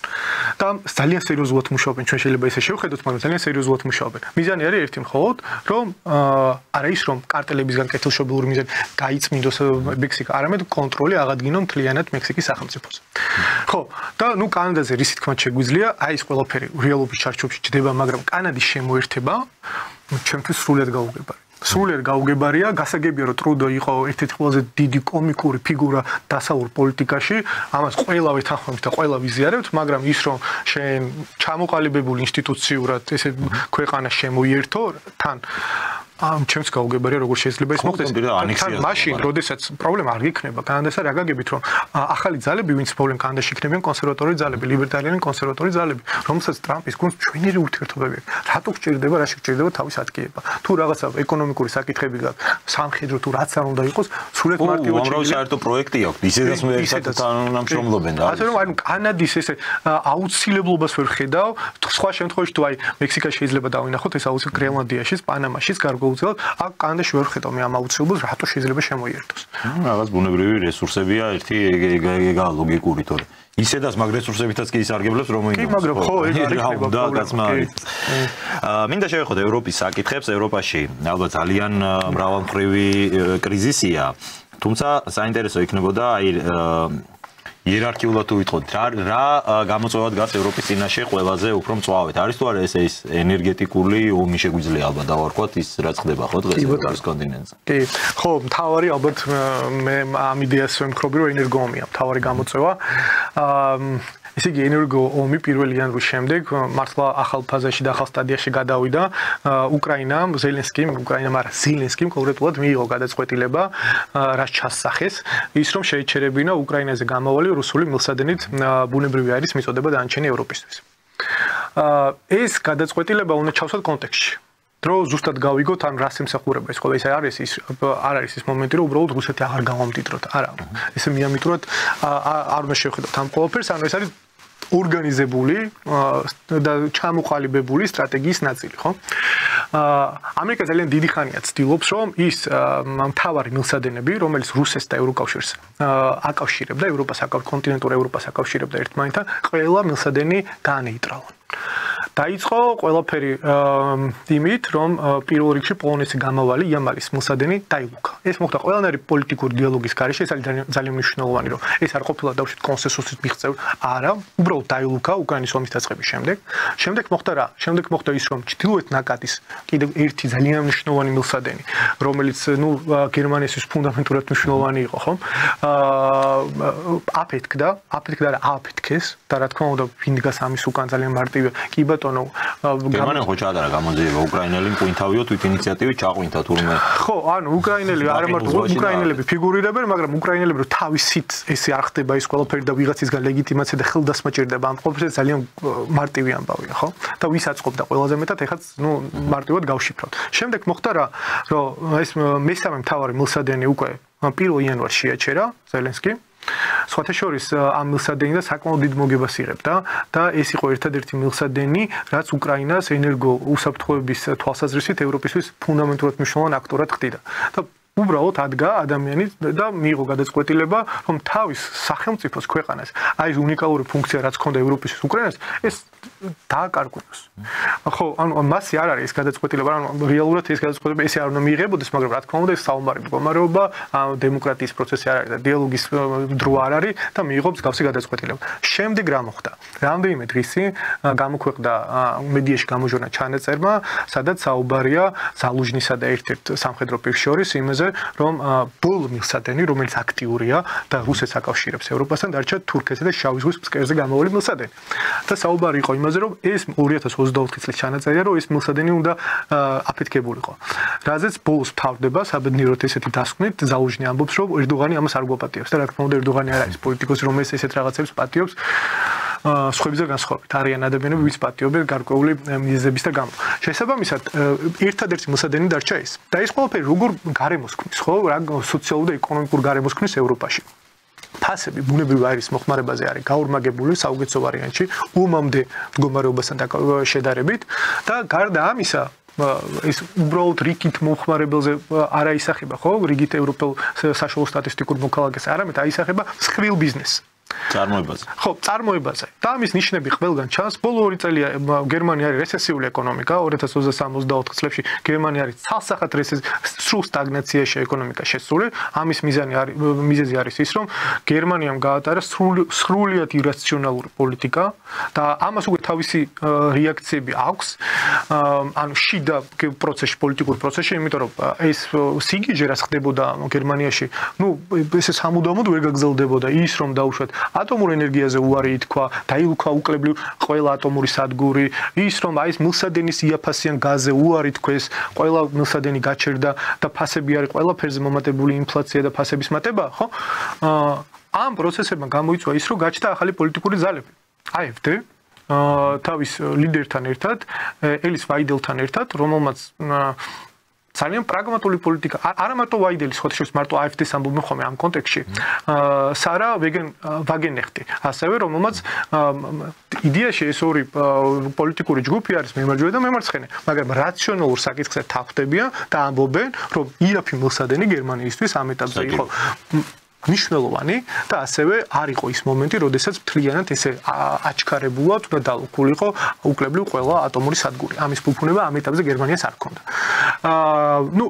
ამ ანუ აი ახაც ის ხდება რაც ჩვენთან რა პრინციპში გერმანიაშიც დაპირისპირება მიდის არა პოლიტიკურ იდეოლოგიებს შორის, არამედ დაპირისპირება მიდის საღაზრსა და ბოდვებს შორის, ამ იდეოლოგიურ ბოდვებს შორის. და სხვა შორის დაახლოებით 1 კვირის წინ ჩვენ საუბრობდით, სანამ შემოვიდით, ესე იგი მასკს ჰქონდა ელის ვაიდელთან საუბარი, დაახლოებით 1:20-იანი ჩანაწერია, სადაც ამ ყველაფერზე საუბრობენ და ჩანს რა, რომ გერმანიის პოლიტიკურ ელიტამ ბოლო 10 წლების მანძილზე რამდენად ირაციონალური პოლიტიკა გაატარა ყველა დონეზე, როგორც კულტურულ დონეზე, ასევე ეკონომიკურ დონეზე. და ეხლა ჩდებიან აი ეს კონსტრუქციული ძალები, რომლებიც ამბობენ, რომ ბევრი რამე ფუნდამენტურად შეიცვალოს. და ეს არ არის ექსკლუზიურად გერმანიის შიდა პროცესია, შიდა პოლიტიკური პროცესი. ეს ხდება მთელ ევროპაში. ის დაუშვათ, რაც ხდება სლოვაკეთში, ფიცოს ფაქტორი და ფიცო იყო პირველი, ვინც ზელენსკის მოუწოდებდა სხვათა შორის, რომ ეს მილსადენის არ უნდა გაჩერებულიყო და ამის დალუქვა იყო სრული სიგიჟე, იმიტომ რომ ჯერ ეს მილსადენი ძირითადად ემსახურებოდა აღმოსავლეთ ევროპის ქვეყნებს. და აღმოსავლეთ ევროპა ჩვენ ვიცით, რომ დასავლეთ ევროპისგან შედარებით ეკონომიკურად უფრო სუსტია და სხვა მდგომარეობაშია. აი ამ ქვეყნებში როცა იაფ მილსადენის გას უჩერებ, პრობლემურია. ფიცო, რომელიც ახალი ფაქტორია, ორბანი, რომელიც ძველი ფაქტორია, ასევე უნდა გავიხსენოთ, რა მოხდა რამდენიმე დღის წინ ხორვატიაში, როდესაც მოვიდა ხელისუფლებაში ევროსკეპტიკოსი და მისი რიტორიკა ასევე არის საკმაოდ კრიტიკული ევრობიუროკრატიის წინააღმდეგ და უკვე მოიაზრება აი ამ სლოვაკეთი-უნგრეთის ალიანსში, ანუ ახალი აქტორი შეიძლება გამოჩნდეს ხორვატიის სახით და მეოთხე ფაქტორი, რაც მოხდა რუმინეთში. რუმინეთში, ანუ არჩევნების მერე რაც მოხდა, ეს იყო სრული აბსურდი. არაფერში არ ჯდება, ხო? საკონსტიტუციო სასამართლო დიქტატურა გამოაცხადა ფაქტიურად, არ მომწონს არჩევნების შედეგები და ვაუქმებო, აი ეგეთი რამე საჭირო. ანუ არანაირ ახსნა როგორ სასაცილო ახსნები იყო, ხა როგორ არის შეიცავდი ახსნას, რომ აი ხა TikTok-ზე წარმოებული კამპანია იყო ჩინური ჩარევა და იქით რუსული ჩარევა. ანუ ეს აბსურდი არის რა, ესე იგი ჯეორჯესკომ აწარმოა თავარი სოციალური პლატფორმა, რასაც იყენებდა მართლა TikTok-ი იყო, მაგრამ ეს რომ ამას განიხილავ როგორც ჩინურ ჩარევას, სრული აბსურდი არის. და უბრალოდ აი ესე მოუნდათ და გააუქმეს არჩევნების შედეგები. ამასაც მოყვა რუმინეთში საყოველთაო გამოსვლები, წინა დღეებში რაც ხდება ჩვენთან არ ვიცი ხა მედიაში შუქდება თუ არა, არ მომიკროს თვალისაჩინო. რუმინეთში დაახლოებით 100,000 ადამიანი იყო გამოსული და ლოგიკური ადამიანები გაუგნებულები არიან, როგორ შეიძლება მოხდეს არჩევნების გაუქმება მიზეზ გარეშე. უბრალოდ უნდა საკონსტიტუციო სასამართლოს, რომელიც გასაგებია ვის დავალებებს შეიძლება ასრულებდეს. აი ეს პროცესი და რაც ხდება კიდე ბრიტანეთში. ეს არაკონტინენტურ ევროპაში რომ ნახოთ რაც ხდება სრული აბსურდი.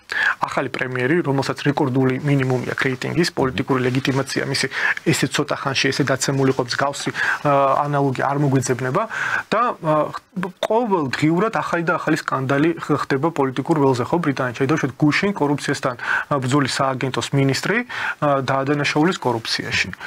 და მსგავსი თვითონ სტრამერი, ბრიტანეთის პრემიერი, ტყუილად არ იბრძვის ხომ მასკი და მთელი ტრამპის გუნდი მის წინააღმდეგ, იმიტომ რომ აი ეს ორგანიზებული ძალადობა რაც არსებობდა ხო, მის კომპეტენციაში შედიოდა პრემიერობამდე, რომ ეს ყველაფერი გამოძიებული ყოფილიყო. სამოს თავი პროკურორის თანამდებობაზე მუშაობდა. კი. და ეს ყველაფერი იყო, ეს პროცესი იყო ხელოვნურად შეჩერებული და იგნორირებული და ნიველირებული. შესაბამისად, ადამიანი, რომელმაც აი ეს ორგანიზებული ძალადობა არ გამოიძიეს, რაც არასრულწლოვანებზე ძალადობასაც გულისხმობს და არა მარტო ნარკოტრაფიკინგს, არამედ სექს ტრაფიკინგსაც გულისხმობს, ეს ადამიანი დღეს არის პრემიერი და სულად გასაგებია, რომ მისი რეიტინგი ესე დაეცა.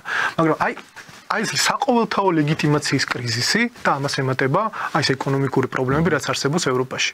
შესაბამისად, აი ამ ყოველფრის გათვალისწინებით და თუ გავითვალისწინებთ იმას, რაც ვილაპარაკეთ ტრამპზე, რომ ევროპისთვის სოციალის ეს ჩვენი ორიგინალური აზრი არ არის, ამას ამბობს ბევრი პოლიტოლოგი, ბევრი საინტერესო ადამიანი, რომ ტრამპმა შეიძლება არა მხოლოდ უკრაინა გაძიროს, არამედ მთელი ევროპა გაძიროს.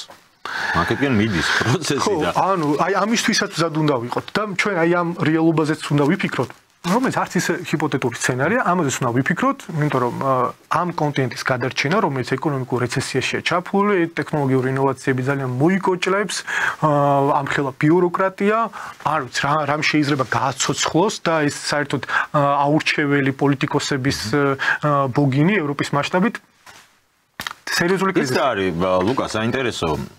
აი მართლაც ყველაფერი გაკეთდა იმისთვის, რომ თუნდაც ენერგეტიკის სფეროში რუსეთსა და ევროპას შორის ყველანაირი დამაკავშირებელი ბმა გაწყდეს.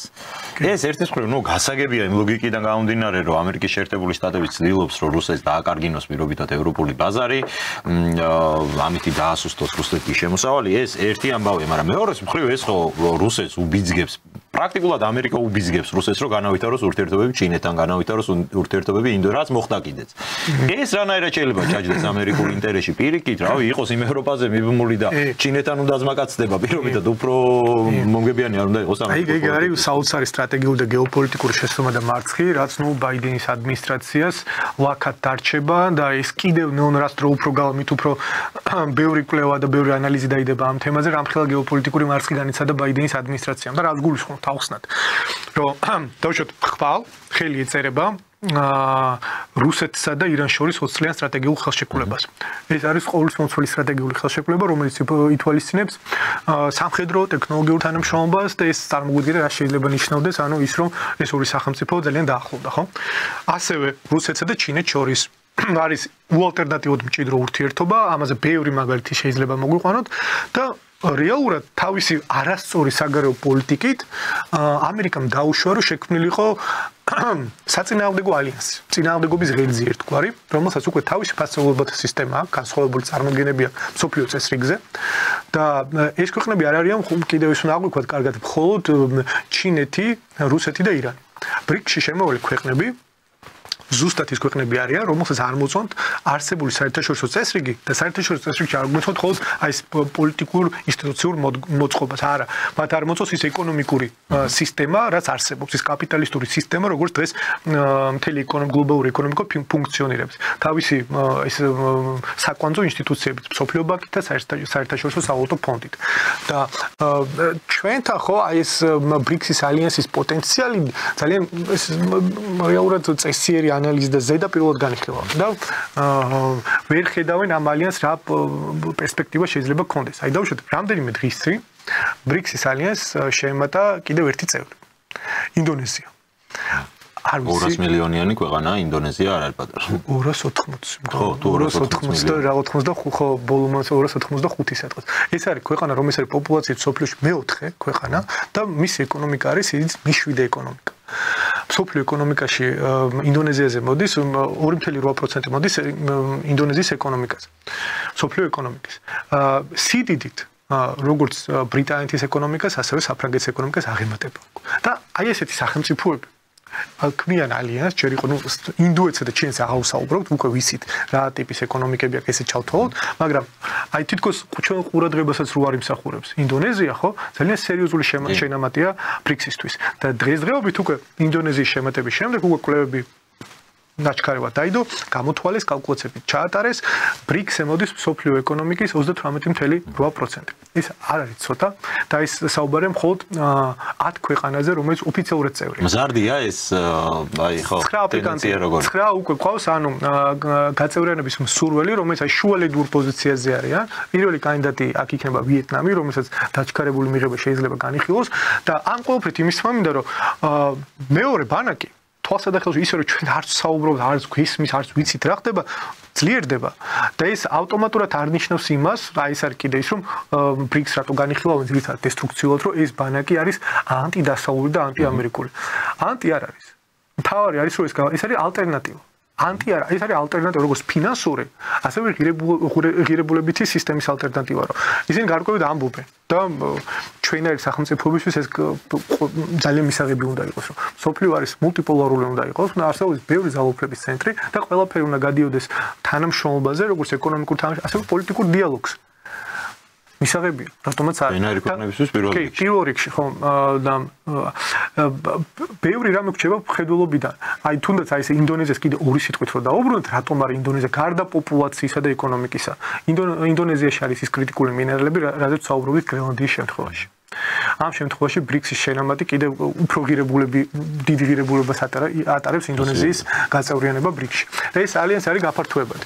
შესაბამისად, ამ თემაზე ფიქრი აუცილებელია, როდესაც ჩვენ საუბრობთ, როგორი შეიძლება იყოს მომავალი და ჩვენი ადგილის პოვნას როცა ვცდილობთ. ჩვენ ადგილთან დაკავშირებით, აი კავკასიის რეგიონზე რო კონცენტრირდეთ, გადაცემის ბოლოს 10-20 წუთი რჩება.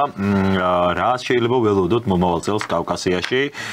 მე მოვისმინე ასეთი მათ შორის პროგნოზები, რომ იქნება ერთ-ერთი ყველაზე რთული წელი განიხილებოდა აზერბაიჯანის მომატებული მადა თუნდაც აი განსაკუთრებით მისი ალევის განცხადებები იმასთან დაკავშირებით, რომ სომხეთის არის ფაშისტური სახელმწიფო, რომელიც ან სომხეთის ხელისუფლება მიხედავს, ან ჩვენ მივხედავთო. განსაკუთრებით თვალსაცემი იყო აი გროზნოსთან მომხდარი ტრაგედიის შემდეგ რამდენჯერმე ალიევის მხრიდან რუსეთის მისამართით გამოთქმული აი ის რაც საფუძვლიანი იყო რასაკვირველია, მაგრამ ნუ ახლა კრემლმა გაავრცელა განცხადება, რომ პუტინმა პირადად გადმოუხადა ბოდიში. ალიევს, მაგრამ ამის მიუხედავად ის შპილკაობას რო ეძახიან ბოდიში ასეთი ჟარგონისთვის მაინც გრძელდებოდა. ვითარდება ასეთი აზრი, რომ შესაძლოა იგეგმებოდეს მორიგი სამხედრო კონფლიქტი კავკასიაში, კერძოდ ზანგეზურის კორიდორის დაუფლების მიზნით. მაყურებელ შევახსენებ, რომ ეს არის რაც თურქეთს და აზერბაიჯანს მეორე ნაწილი აზერბაიჯანი ნახჭევანისგან აშორებს და თურქეთისგან აშორებს ერთი სიტყვით მარტივად რო ვთქვათ. და რაც არის დიდი ხნის ინტერესი მათ შორის თურქული სახელმწიფოსი სახმელეთო ხიდი შეიქმნას თურქეთსა და აზერბაიჯანს შორის და შემდეგ კასპიის ზღვის გავლით გადის შუა აზიამდე ყველაფერი. რამდენად არის ამის რეალური საშიშროება დღეს თუ აქვს თურქეთს იმისი რესურსი, რომ მსგავსი პროექტები განახორციელოს. მათ შორის გასათვალისწინებელია ირანის ფაქტორი, რომელიც ნუ ალბათ კატეგორიული წინააღმდეგია ამ ყველაფრის. ხო, აი ჩვენ რეგიონზე საუბარი კიდევ ცალკე გადაცემას მოითხოვს ალბათ, მაგრამ საჭირო ალბათ განვყოთ მთავარი ფაქტორი რა არის. მთავარი ფაქტორი მე არ მგონია არც აზერბაიჯანი, არც სომხეთი, მგონია ერდოღანი და თურქეთი. და რაზე დაფუძნებით ვამბობ ამას. ის რაც მოხდა სირიაში, რომ გადავხედოთ უბრალოდ რა მანევრები განახორციელა ერდოღანმა, დავინახავთ რამდენად მაკიაველური და ცივსესხლიანი შეიძლება იყოს ერდოღანი. ანუ ღაზაში ომის დაწყებიდან მოყოლებული ერდოღანი ესე იგი ყოველდღიურად აკრიტიკებდა ნეთანიაჰუს და იმ გენოციდს რაც ხდებოდა პალესტინაში. ეს ყველა მიცის და ნუ საშინლათხის ტერიტორია ჰქონდა ერდოღანს, ადარებდა ნეთანიაჰუს ჰიტლერს და ასე შემდეგ და ასე შემდეგ. ამის მიუხედავად რა მოხდა? რეალურად სირიაში თურქეთმა და ისრაელმა ჩაატარეს სინქრონიზირებული და კოორდინირებული ოპერაცია.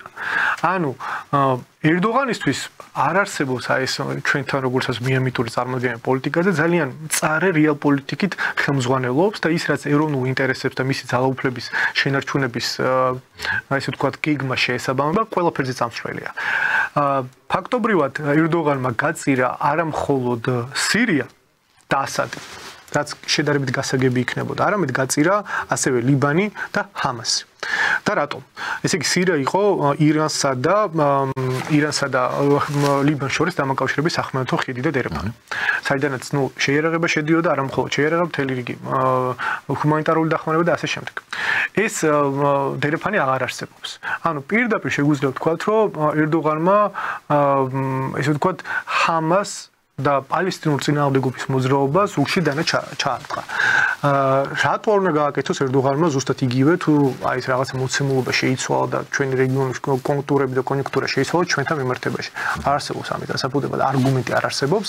ერდოღანი არის პოლიტიკოსი, რომელიც თავისი ძალაუფლების გაფართოებისთვის და თავისი როგორც ტერიტორიული ექსპანსიისთვის, სხვათა შორის, იმიტომ რომ ამოტივტივდა აი ამ სირიის ამბების შემდეგ დიდი თურქეთის იდეა, ისევე როგორც ამოტივტივდა დიდი ისრაელის იდეა და ძალიან სახიფათო ტენდენციები მიმდინარეობს, მაგრამ აი ეს საინტერესო ფაქტორი რა არის?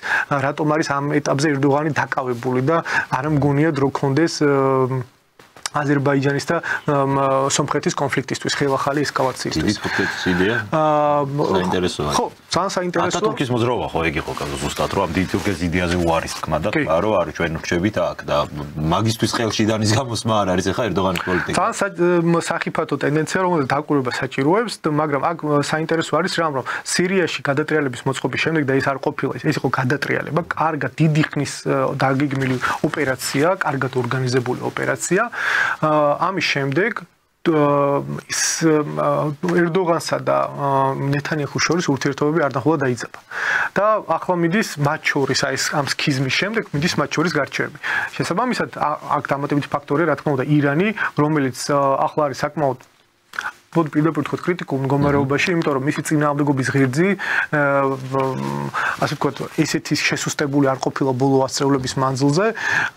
კი, იემენი მეტნაკლებად ხელშეუხებელია, ჰუსიტები, მაგრამ იქაც იყო მთელი რიგი ისრაელის მხრიდან დაბომბები, მაგრამ მან დაკარგა ასადის სახით მოკავშირე, ასევე ჰეზბოლასთან კავშირებიც, შესუსტებულია და ზოგადად ჰეზბოლა შესუსტებულია და ჰამასი ფაქტობრივად, რა თქმა უნდა, ბოლომდე ლიკვიდირება არ მომხდარა ჰამასის, მაგრამ მისი საბრძოლო პოტენციალი შესუსტებულია. ანუ ირანი არის საკმაოდ და პლუს შიდა პრობლემები. შიდა პრობლემები, რა თქმა უნდა და კიდე ყველაზე დიდი პრობლემა რაც შეიძლება იყოს თუ მოხდა დაუშვათ მორიგი ესკალაცია, ტრამპი არის პრეზიდენტი, რომელიც არ მოერიდება ირანზე დარტყმას, პირდაპირ დარტყმას და ამაზე მის რიტორიკაში ეს ბევრჯერ გაჟღერებულა ზოგადად და ნეოკონების ეს მთავარი უცნება ახლო აღმოსავლეთში, რომ მთავარი ციტადელი წინააღმდეგობის რაც არის ირანი, რამენერად დაიცეს და ამას ხედავენ პირველი ეტაპი ალბათ როგორც წარმოუდგენიათ არის ის, რომ ირანის პოტენციალი რომ განავითაროს ეს ბირთვული იარაღი უნდა განადგურდეს.